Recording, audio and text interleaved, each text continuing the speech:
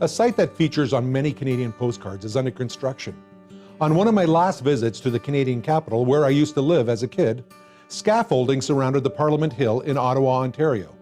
The work taking place is part of the Parliament Hill Rehabilitation, a series of ongoing rehabilitation and preservation projects at the Parliament Hill complex.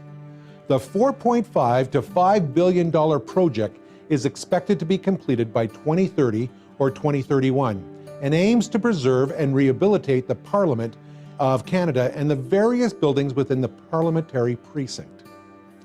Many have expressed their desire to see the conclusion of the Parliament Hill rehabilitation for many reasons, and maybe you can relate personally thanks to an ongoing renovation of your own home. I have been there.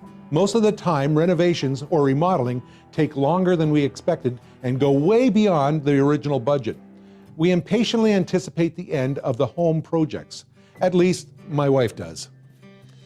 However, as a Christian, and in particular Seventh-day Adventist believers, we are eager for a more elevated and crucial renovation, more critical than the Parliament Hill rehabilitation or any home remodeling. We look forward to a new heaven and a new earth. The Apostle Peter captured that expectation in the following way.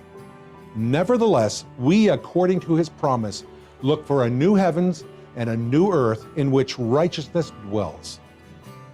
In the second letter of Peter, in chapter 3, and especially starting in verse 10, the apostle focuses on the parousia, the day of the Lord, the second coming of Jesus.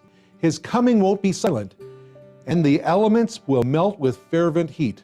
Both the earth and the works that are in it will be burned up. Very graphically and with great conviction, Peter describes the coming of Christ's kingdom. Indeed, the Lord is going to keep his promise. It is not a matter of if he is coming, it's merely a matter of when he is returning. The point is that God's goal and the topic of the text are not primarily the destruction of evil.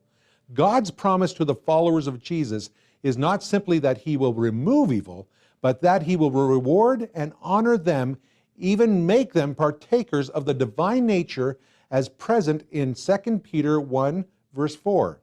It is, in essence, a positive promise for which the removal of evil is a necessary preliminary. The actual promise is the creation of a new heaven and a new earth. This hope for a new heaven and a new earth is based, in particular, on the writings of the prophet Isaiah. Isaiah 65, verse 17 says, "For behold, I create a new heavens and a new earth, and the former shall not be remembered or come to mind." Furthermore, in chapter 66, verse 22 and 23, the prophet writes, "For as the new heavens and the new earth, which I will make, shall remain before me, says the Lord, so shall your descendants and your name remain.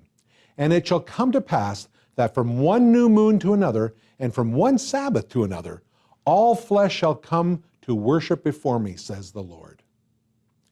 Throughout the Bible, we can have glimpses of these promises and the sense of the need for a radical renewal of a complete turnover. A renewal as extreme as that in the time of Noah.